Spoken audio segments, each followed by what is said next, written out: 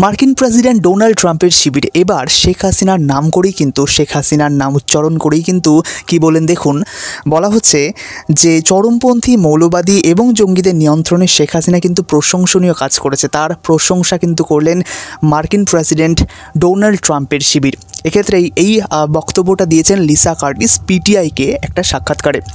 তো পিটিআই আপনাদের বলে রাখি প্রেস ট্রাস্ট অফ ইন্ডিয়া, অর্থাৎ ভারতের একটা গুরুত্বপূর্ণ সবথেকে বড় সংবাদ সংস্থা। সেই সংবাদ সংস্থায় পিটিআইকে সাক্ষাৎকার রিসেন্টলি দিলেন লিসা কার্টিস এবং তিনি এমনটা বললেন।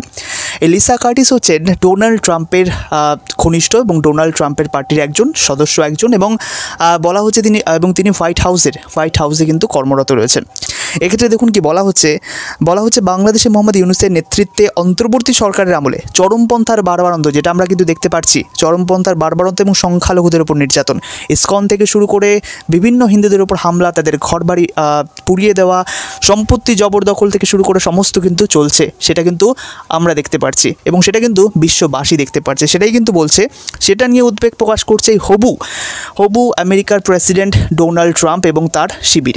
তার জন্য কিন্তু এমন বক্তব্য করছেন এবং তার জন্যই কিন্তু শেখ হাসিনার প্রশংসা করছেন যে তার সময় কিন্তু এই রকম চরমপন্থার কিন্তু নিদর্শন কিন্তু দেখা যায়নি। এই রকম মৌলবাদী এই রকম জঙ্গিবাদের উদ্ভব কিন্তু দেখা যায়নি, সেটাই কিন্তু এখানে বলেছেন। আরও জানিয়ে দিয়ে মার্কিন প্রেসিডেন্ট নিযুক্ত হওয়ার আগে, ডোনাল্ড ট্রাম্প নির্বাচিত হওয়ার আগে বাংলাদেশি হিন্দুদের ওপর বা খ্রিস্টান বা অন্যান্য যে সংখ্যালঘুদের ওপর যে হামলা, সেই হামলার চরম নিন্দা করেছিলেন। এক্ষেত্রে ইউনূস সরকারকে কিন্তু কড়া বার্তা দিয়েছিলেন এবং এক্ষেত্রে তিনি বলেছিলেন যে তিনি যদি জো বাইডেনের পরিবর্তে তিনি যদি মার্কিন প্রেসিডেন্ট হতেন তাহলে কিন্তু বাংলাদেশে যে পরিস্থিতি তৈরি হয়েছে সেই পরিস্থিতি তৈরি হতো না, এমনটাই কিন্তু বার্তা দিয়েছিলেন ডোনাল্ড ট্রাম্প। এবং এই ঘটনাকে, অর্থাৎ ডোনাল্ড ট্রাম্পের সমালোচনাকে বাংলাদেশের রাজনৈতিক মহলের একাংশ মনে করছেন এই ঘটনার মাধ্যমে ডোনাল্ড ট্রাম্প মূলত ঢাকায় যে রাজনৈতিক যে পরিবর্তন, শেখ হাসিনাকে সরিয়ে ইউনূসকে যে ক্ষমতায় আনা, সেটারই কিন্তু নিন্দা করেছেন, এমনটাই কিন্তু কিছু বিশেষজ্ঞ মহল বাংলাদেশে দাবি করেছেন।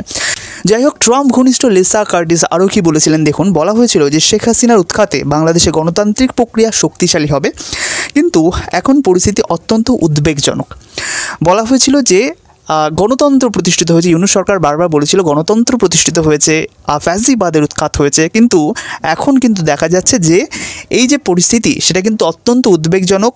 বেশ কিছু জঙ্গি নেতাকে ইতিমধ্যে কিন্তু জেল থেকে ছেড়ে দেওয়া হয়েছে, সেটার কিন্তু তিনি উল্লেখ করলেন এবং এরই সাথে বলা হয়েছে যে হিন্দু বৌদ্ধ খ্রিস্টানদের উপর যে আক্রমণের ঘটনা ঘটেছে সেই বিষয়টাও কিন্তু তিনি তুলে ধরলেন। এগুলো কিন্তু উদ্বেগজনক একটা ঘটনা, এগুলো কিন্তু চিন্তার বিষয়। এবং এক্ষেত্রে দেখুন বলা হচ্ছে যে বাংলাদেশের জঙ্গি হামলার ইতিহাস কিন্তু রয়েছে, এক্ষেত্রে 2016 একটা ঘটনাকে তিনি নির্দেশ করলেন। বলা হচ্ছে যে হোলি আর্টিজানে যে হামলা হয়েছিল সেটা কিন্তু সেই হামলার কথা তিনি বললেন। এরই সাথে বলা হচ্ছে যে আইএস প্রভাবিত কিছু শক্তি কিন্তু অ্যাক্টিভ রয়েছে এই বাংলাদেশে, এটা কিন্তু লিসা কার্টিস বলছেন।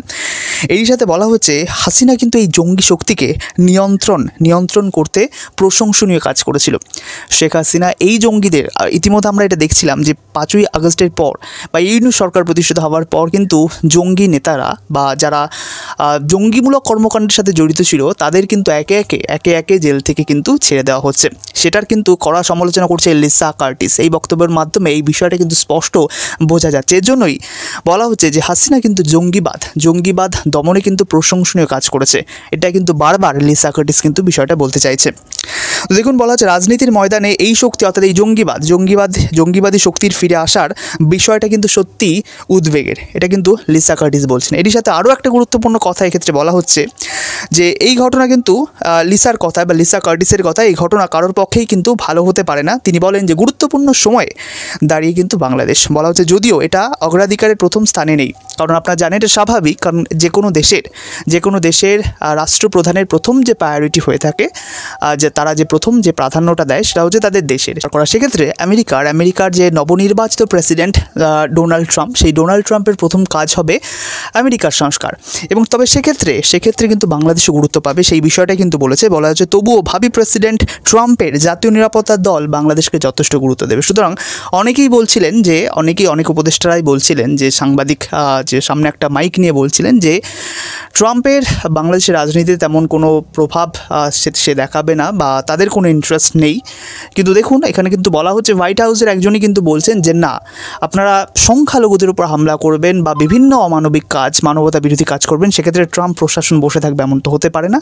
তো সেই জন্যই কিন্তু বলা হচ্ছে যে এক্ষেত্রে বাংলাদেশও কিন্তু আপনার অগ্রাধিকার পাবে, যথেষ্ট গুরুত্ব পাবে ট্রাম্পের কাছে।